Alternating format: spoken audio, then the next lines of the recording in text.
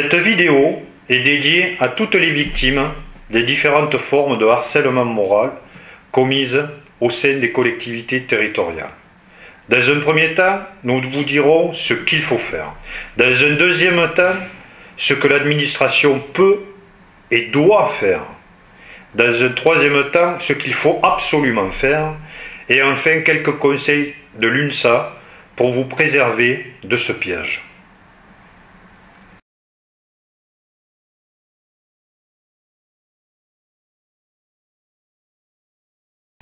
La loi étant faite par des hommes et pour les hommes, il a fallu attendre 2012 pour l'adoption à l'unanimité par le Parlement de la loi pénale du 6 août 2012 relative au harcèlement sexuel, qui condamne toutes les formes de harcèlement et confirme l'obligation de l'employeur de protéger également ses travailleurs contre les persécutions résultant du harcèlement moral. Dans ce cadre, elle procède à une aggravation de la sanction du harcèlement moral. Un protocole d'accord du 8 mars 2013 a imposé dans le public la prévention de toutes les violences faites aux agents sur leur lieu de travail et la lutte contre le harcèlement sexuel et le harcèlement moral.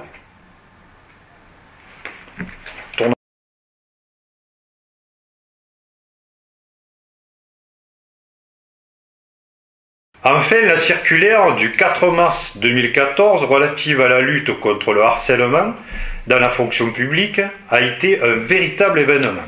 C'est la première fois qu'une circulaire portant sur le harcèlement dans la fonction publique est diffusée.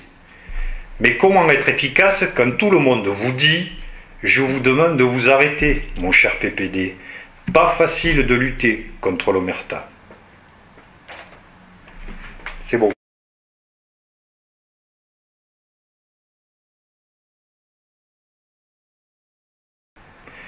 Brisez le silence, l'omerta avant qu'il ne soit trop tard.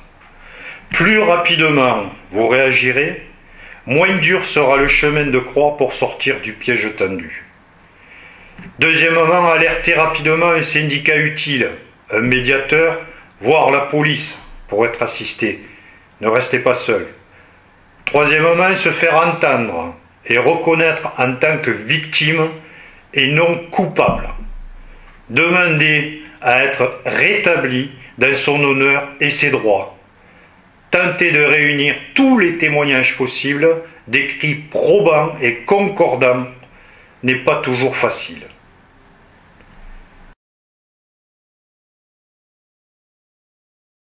Ce que doit faire l'administration, dès qu'elle a eu connaissance des faits, est tenue d'apporter sa protection à l'agent concerné.